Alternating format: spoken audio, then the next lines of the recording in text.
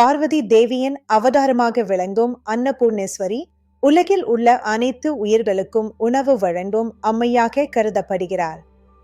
அன்னபூர்ணேஸ்வரி என்றால் உணவு மற்றும் முழுமை என்று பொருள்படும். ஒரு நாள் சிவபெருமானும் பார்வதி தேவியும் அறிவும் உணவும் பற்றி பேசிக் கொண்டிருந்த போது சிவபெருமான் உணவின் முக்கியத்துவத்தை உணரச் செய்ய தேவி தனது அருளால் உலகை உணவு இல்லாமல் வைத்தார். ஞானமே சிறந்தது என்று சிவபெருமான் வாதித்தார். உணவு இல்லாமல் உலகம் முழுவதும் பஞ்சம் ஏற்பட்டது. அனைத்து உயிரினங்களும் பசியால் வாடின. தானியங்கள் மற்றும் உணவு ஆதாரங்கள் மறைந்தன. சிவபெருமானும் உணவின்றி பல நாட்கள் அலைந்து திரிந்து உணவின் மகத்துவத்தை உணர்ந்தார். பசியின் கொடுமையால் உணவின் முக்கியத்துவத்தை அவர் உணர்ந்தார். அவர் பார்வதி தேவியிடம் மன்னிப்பு கேட்டு உணவுக்காக வேண்டினார்.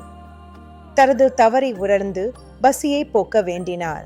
அன்னபூர்ணேஸ்வரி தேவி ஒரு போர்க்கரண்டியையும் ஒருபோதும் காலியாகாத அரிசி பானையையும் ஏந்தி காசியின் சிவபெருமானுக்கு உணவு பரிமாறினார். அவள் தெய்வீக உணவை வழங்கினாள். இந்த தெய்வீக செயல் உலகிற்கு உணவை மீட்டெடுத்தது. மேலும் சிவபெருமான் அவளை இறுதி ஓட்டம் அளிப்பவராக புகழ்ந்தார்.